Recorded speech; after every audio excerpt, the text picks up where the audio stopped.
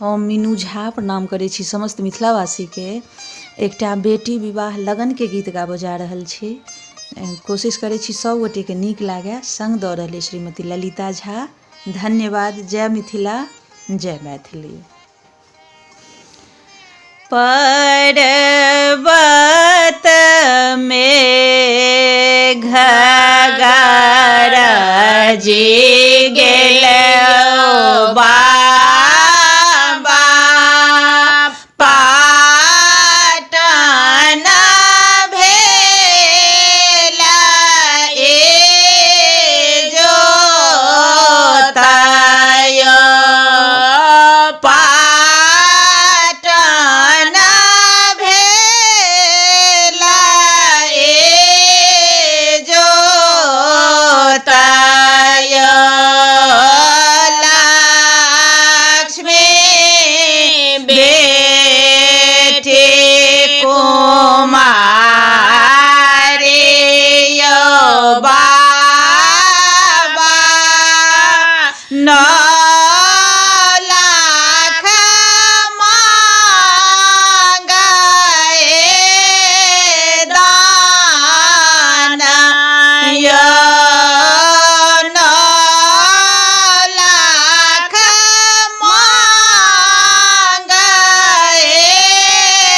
दान यो, 9 लाख ए सारे 9 लाख बे सारे 9 लाख मांगे धेनु गाय यो, 9 लाख मांगे धेनु गाय यो, कमल हँसै बाबा पुरैनी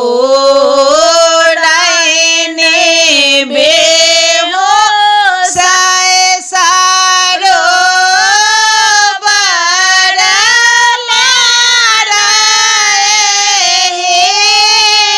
लोरा यो, ताहे पैसे नहायब यो बाबा, सुखायब नामी नामी के सयो, बाट रे बटोहिया से हो सब पूछते किन कर कन्या कुमारी यो, मोरंग देश छथि